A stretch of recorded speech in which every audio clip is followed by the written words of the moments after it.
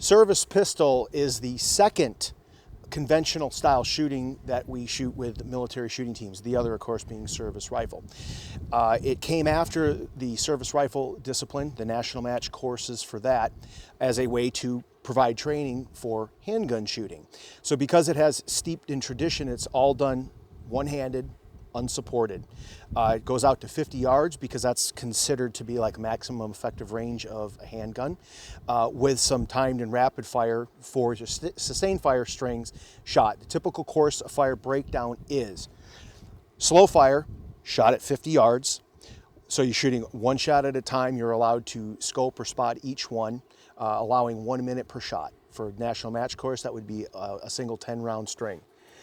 Moving to the short line, 25 yards, you'll do time fire, which is 2 strings, 5 rounds each, 20 seconds per string.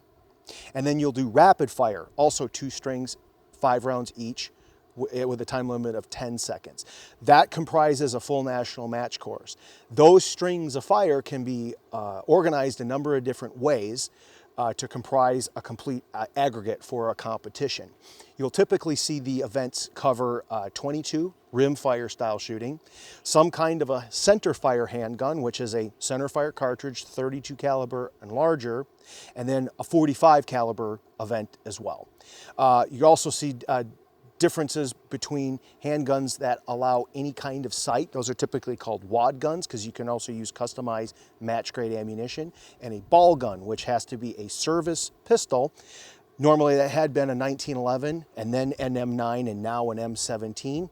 The Civilian Marksmanship Program has since opened that up to allow pretty much any service type handgun, including those used by civilian law enforcement. But the idea is that you're shooting a handgun close to what is issued with some provisions for modification for accurizing. And that's the basic breakdown of the sport. So now we're going to take a look at one competitor's competition equipment. So I'll just start top to bottom. I've got an optic mounted here. That's mainly for the 50-yard line where I'm able to verify my shot placement. Moving down, I've got mags for all of my weapons here, 22, 45. And then this is actually a drawer that slides out, lets me access my headgear with an ocular occluder to block my non-dominant eye. I have slots for 3 weapons. I currently have my 22 and my ball gun, which is a 45 caliber 1911.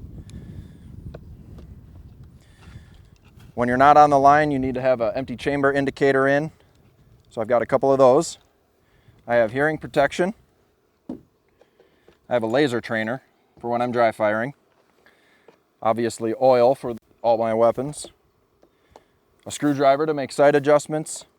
Additional hearing protection because sometimes I like to double layer my hearing protection so that I can remain kind of in my zone and not be affected by, outside sounds, outside effects.